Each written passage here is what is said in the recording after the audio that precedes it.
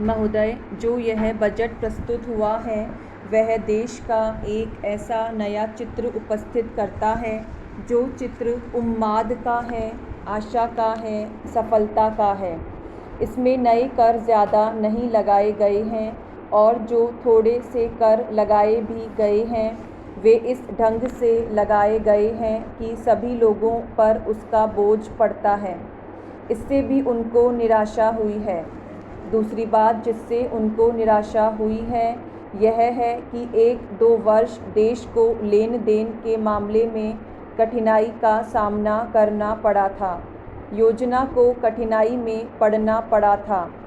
वह कठिनाई दूर हो गई है और मैं सदन की तरफ से उन देशों को धन्यवाद देना चाहता हूँ, उन देशों के प्रति आभार प्रदर्शित करना चाहता हूँ जिन्होंने हमारी इस कठिनाई को दूर करने में आगे बढ़कर हाथ बटाया है।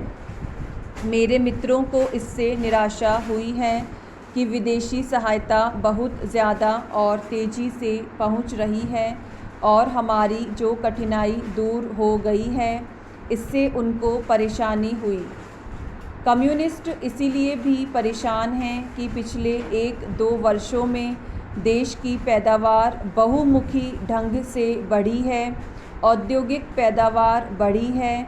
यह उनके लिए निराशा का कारण बना है।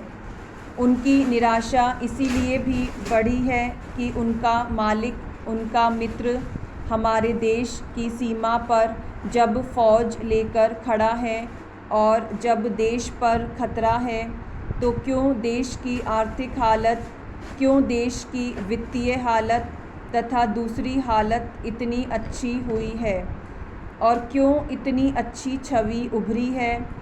लेकिन उनकी निराशा हमारी सबसे बड़ी आशा है। उनकी असफलता हमारी सबसे बड़ी सफलता है और मैं समझता हूँ कि उनके भाषण हमारे वित्त मंत्री महोदय के लिए सबसे बड़े बधाई के भाषण हैं। 2-3 और चीज़ों की ओर मैं आपका ध्यान दिलाना चाहता हूँ। उनकी ओर दूसरे मानवीय सदस्यों की ओर भी आपका ध्यान दिलाया है। हमारी सरकार का ध्यान भी उस ओर गया है, लेकिन मैं समझता हूँ कि उन पर और अधिक ध्यान देने की आवश्यकता है। पहली बात तो यह है कि जब चीज़ों की पैदावार बढ़ रही है, जब देश उन्नति की तरफ जा रहा है, तब भी देश में कीमतें बढ़ रही हैं। महोदय, यह मानना कि उनको रोका नहीं जा सकता गलत है। इस महंगाई को रोकने के लिए कुछ विशेष कदम उठाने होंगे, कुछ विशेष काम करने होंगे। एक विशेष चीज़ जो इस बजट में आई है और जो घबराहट पैदा करने वाली है यह है कि देश की पैदावार तो बढ़ रही है, देश का विकास तो हो रहा है, लेकिन इसके साथ ही साथ देश में बेकारी बढ़ रही है और ख़ास तौर पर पढ़े लिखे लोगों की बेकारी बढ़ रही है।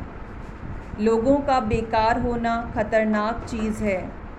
हमारी स्वतंत्रता के बाद शायद यह पहला अवसर है जब हमारी स्वतंत्रता के ऊपर एक आघात हुआ है और हम जिस प्रकार अपनी स्वतंत्रता की प्राप्ति के समय अपना सर्वस्व बलिदान करने के लिए तैयार थे, उसी प्रकार इस समय भी हमें तैयार होना होगा।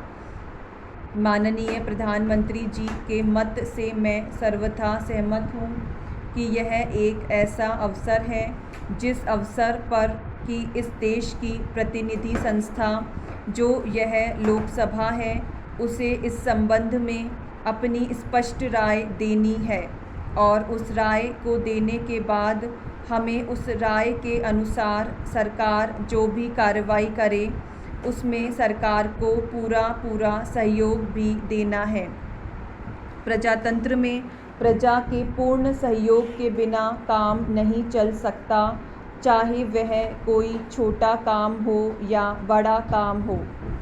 फिर यह तो हमारी स्वतंत्रता की रक्षा का प्रश्न है और ऐसे अवसर पर प्रजातंत्रवादी राष्ट्र को उसकी सारी प्रजा को सरकार के साथ सहयोग के लिए तैयार रहना चाहिए। मैंने यह बात कई बार कही है और मैं फिर इसे दोहराना चाहता हूँ कि अनेक ऐसी बातें हैं जिनमें कि भिन्न भिन्न राजनीतिक दलों के होते हुए भी सब राजनीतिक दल मिलजुल कर काम कर सकते हैं। यह एक ठीक इसी प्रकार का अवसर है।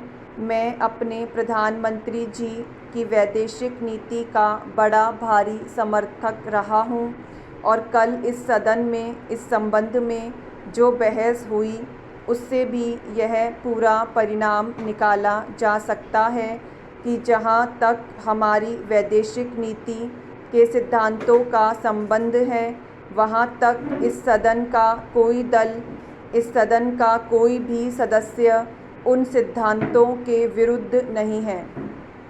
कल मैंने बड़े ध्यान से अपने साम्यवादी दल के नेता का भाषण सुना। उन्होंने यह कहा कि मूल प्रश्न हमारी मूल नीति के समर्थन का है।